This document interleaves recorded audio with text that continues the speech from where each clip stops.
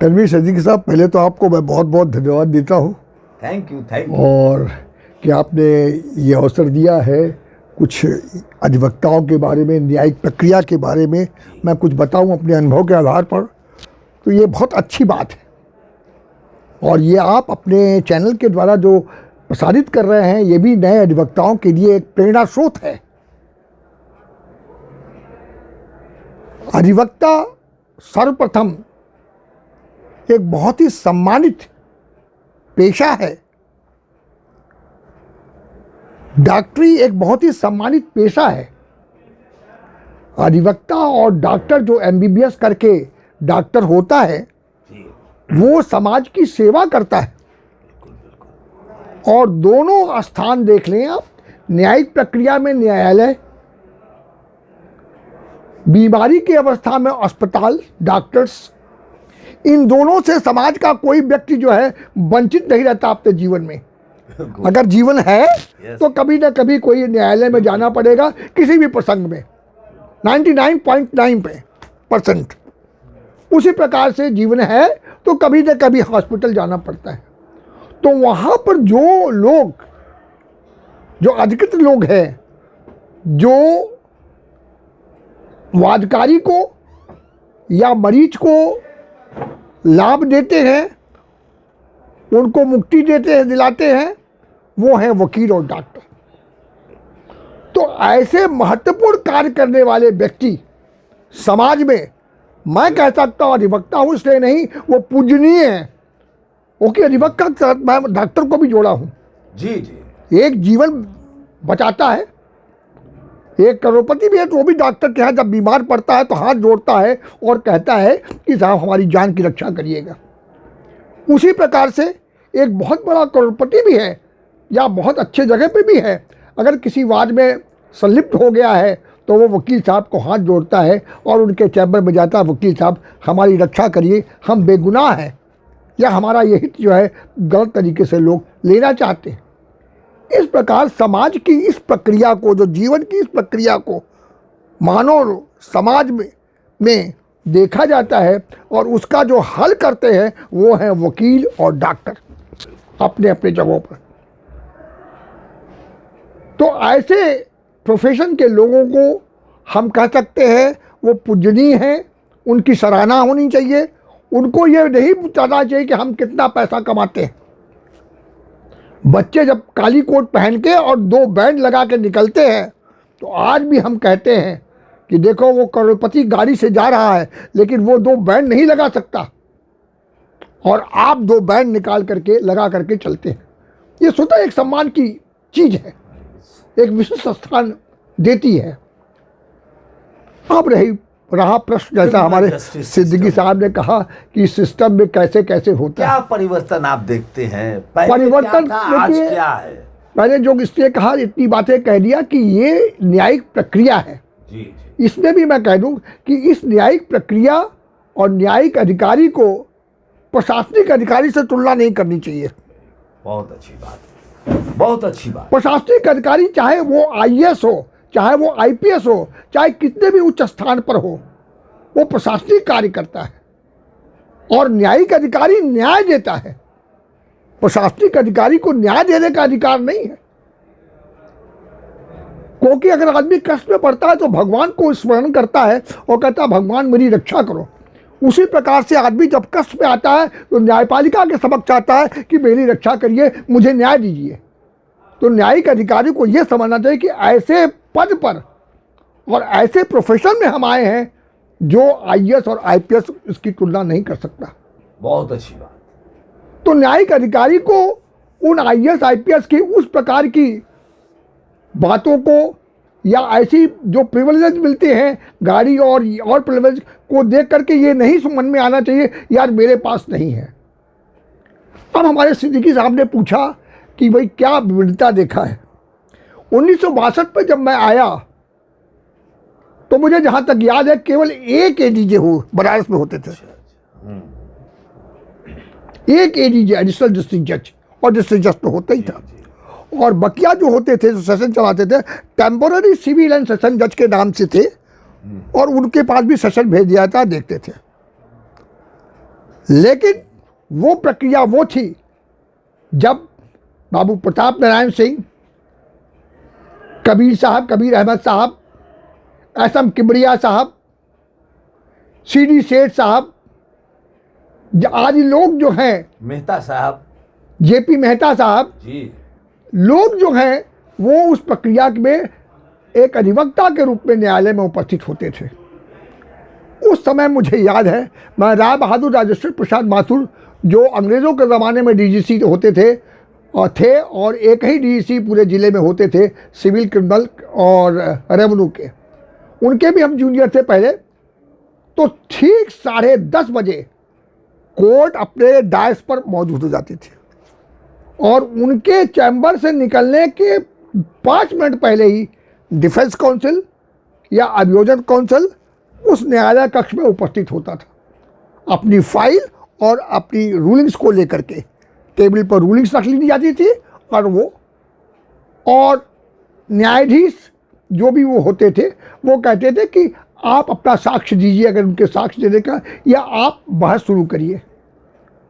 और वो बहस बराबर सुनते थे और ठीक 1:30 बजे जब लंच का समय होता था तो उठ जाते थे और फिर ठीक 2 बजे पुनः अपने स्थान पर आते थे और पुनः अधिवक्ता लोग जो उससे संबंधित थे न्यायालय में उपस्थित रहते थे टाइम से एकदम।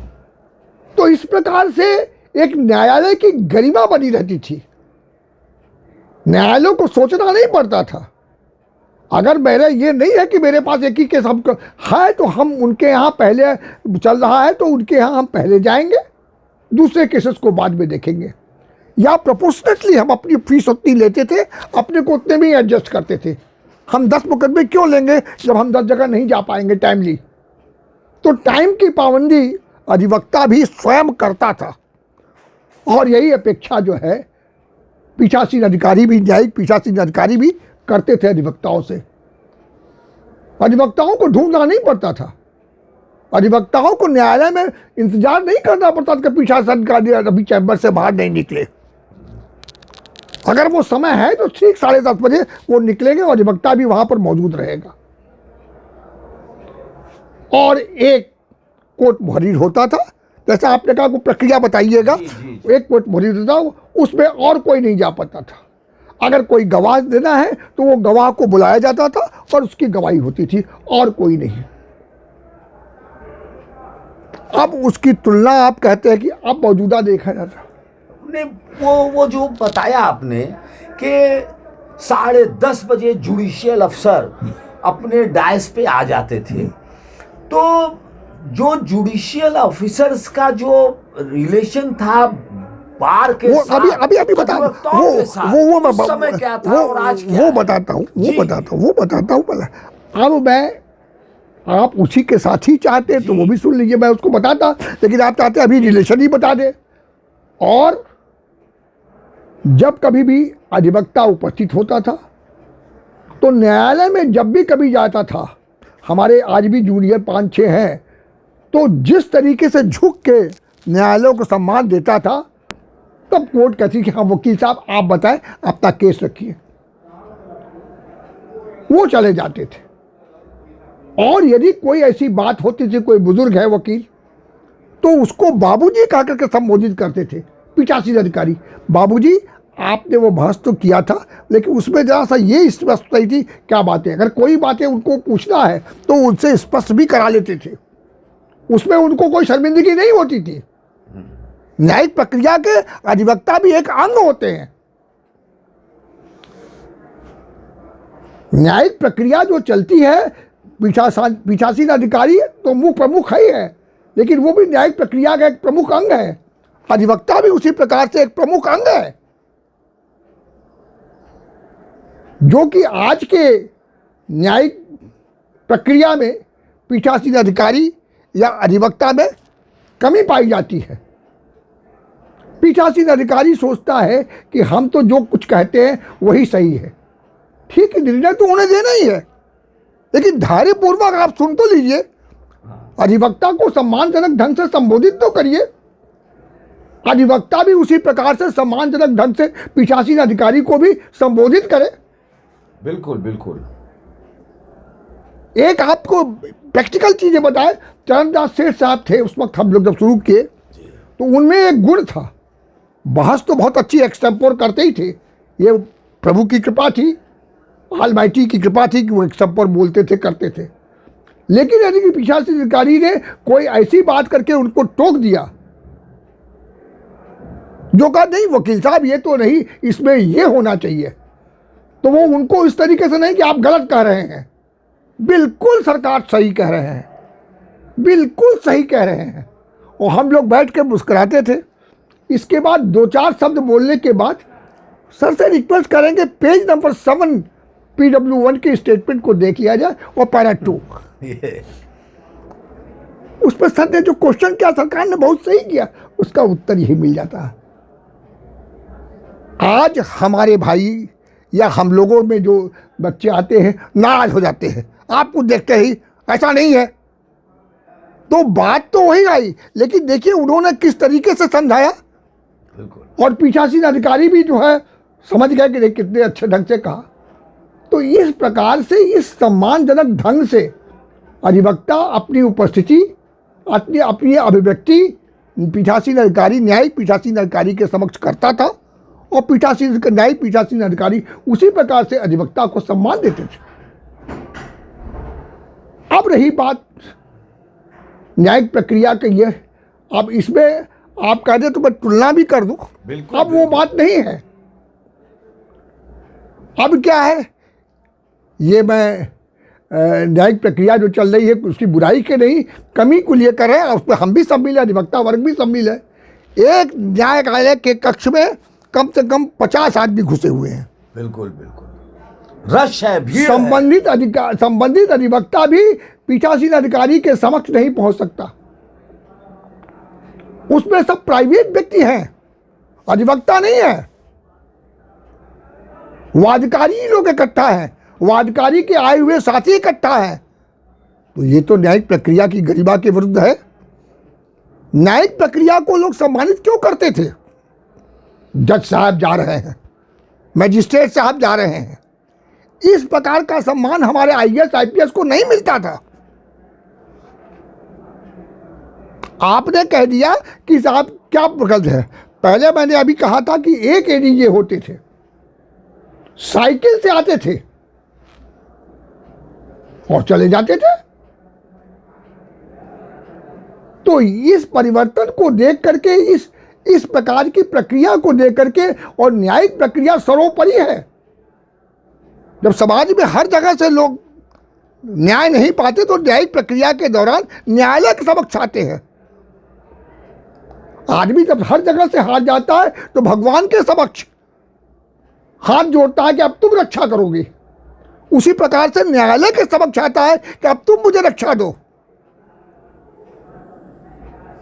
तो ऐसे पीठासीन अधिकारी, ऐसी न्यायालय प्रक्रिया जहाँ की अंतिम उनका निर्णय होता है और उनका निर्णय सर्वमान्य होता है। अगर उच्चतम न्यायालय ने कोई निर्णय दिया तो वो सर्वमान्य है, उसको वोट से आप विघटित नहीं कर सकते, इसको इतना वोट उसका वोट। अगर उनका निर्णय है तो वो सर्वमान्य है।